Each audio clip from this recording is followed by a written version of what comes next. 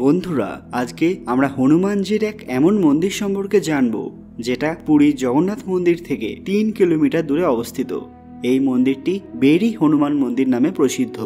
এই মন্দিরে হনুমানজির এক এমন মূর্তি আছে যা শৃঙ্খল দ্বারা আবদ্ধ, তবে তাকে এইভাবে আবদ্ধ করে রেখেছিলেন স্বয়ং জগন্নাথ দেব, যিনি কখনো রাম কখনো কৃষ্ণ অবতার ধারণ করেছিলেন। ভগবান শ্রীরাম বা ভগবান শ্রীকৃষ্ণ একই, আর হনুমানজি ভগবান শ্রীরামের পরম ভক্ত ছিলেন। এই কারণে তিনি পুরীতে থেকে ভগবান জগন্নাথের মন্দিরে রক্ষা করে থাকেন। এই মন্দিরের অলৌকিক রহস্য সম্পর্কে জানলে আপনারা সবাই চমকে উঠবেন, তাই ভিডিওটি অবশ্যই শেষ পর্যন্ত দেখবেন আর কমেন্ট বক্সে জয় বজরংবলী লিখতে ভুলবেন না। সকলকে পুরাণ কথা নতুন একটি ভিডিওতে স্বাগত। আজকে আপনারা জানবেন পুরীর রহস্যময় হনুমান মন্দির। ভিডিওতে এগোনোর আগে সবাই দয়া করে আমাদের চ্যানেলটি সাবস্ক্রাইব করে নেবেন। পুরীর জগন্নাথ মন্দিরে 4টি দরজা আছে। উত্তর দিকে দরজাকে হস্তিদুয়ার বা কর্মদুয়ার বলা হয়ে থাকে।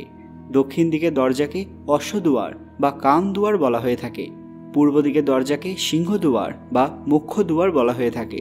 আর পশ্চিম দিকে দরজাকে ব্যাঘ্রদুয়ার বা ধর্মদুয়ার বলা হয়ে থাকে। এই 4টি দরজার সামনে হনুমানজির ভিন্ন ভিন্ন মন্দির আছে, যেখান থেকে তিনি জগন্নাথ দেবের মন্দিরকে রক্ষা করে থাকেন। মন্দিরের মুখ্য দুয়ারের সামনে এইরকমই হনুমানজির একটি মন্দির আছে, যাকে বেরি হনুমান মন্দির বা দরিয়া হনুমান মন্দির বলা হয়। কথিত আছে যে হনুমানজির ওপর দায়িত্ব ছিল যে তিনি সমুদ্রের ক্রোধ থেকে বা সমুদ্র তরঙ্গ থেকে জগন্নাথ দেবের মন্দিরকে রক্ষা করবেন। কেননা অনেকবার এরকম হয়েছিল যে সমুদ্রের জল শহরে প্রবেশ করে শহরের অনেক ক্ষতি করেছিল। এই ঘটনার সাথে যুক্ত আরেকটি ঘটনা হলো সমুদ্র মন্থনের সময় সাগর থেকে মাতা লক্ষ্মী বেরিয়ে এসেছিলেন, যিনি ভগবান বিষ্ণুর অর্ধাঙ্গিনী ছিলেন। সে কারণে সমুদ্র ভগবান জগন্নাথের শ্বশুর হন। এই কারণে ভগবান জগন্নাথের সাথে তিনি মাঝে মধ্যে দেখা করতে চাইতেন। এই সম্পর্কের জন্য ভগবান জগন্নাথ সমুদ্রকে কিছু বলতেও পারতেন না বা তার সাথে দেখা সাক্ষাতের জন্য নিষেধাজ্ঞা জারি করতে পারতেন না। এই কারণে তিনি হনুমানজিকে মন্দিরের রক্ষার দায়িত্ব দিয়েছিলেন। কথিত আছে যে অযোধ্যায় একটি অনুষ্ঠানের কথা একদিন হনুমানজি জানতে পারেন। সেই কারণে তিনি কাউকে কিছু না বলে অযোধ্যায় চলে গিয়েছিলেন। সেখানে তিনি ভগবান রামকে দর্শন করার পর অনেক লাড্ডু খেয়ে নিয়েছিলেন। তার অবর্তমানে সমুদ্রের জল শহরে প্রবেশ করে, যার ফলে নগরের সঙ্গে সঙ্গে মন্দিরের অনেক ক্ষতি হয়েছিল। এই ঘটনার পর জগন্নাথ দেব হনুমানজিকে স্বয়ং ডেকে আনতে যাননি। মন্দিরে বসে বসেই তিনি নিজের হাত লম্বা করে অযোধ্যা থেকে হনুমানজিকে ধরে নিয়ে আসেন আর তাকে সোনার শৃঙ্খল দিয়ে বেঁধে ফেলেছিলেন।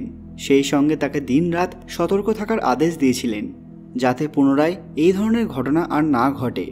সেই থেকে আজ পর্যন্ত হনুমানজি জগন্নাথ দেবের মন্দির রক্ষা করে আসছেন। যদিও ওই ঘটনার পর ভগবান জগন্নাথ হনুমানজিকে তার হঠাৎ করে চলে যাওয়ার কারণও জিজ্ঞাসা করেছিলেন।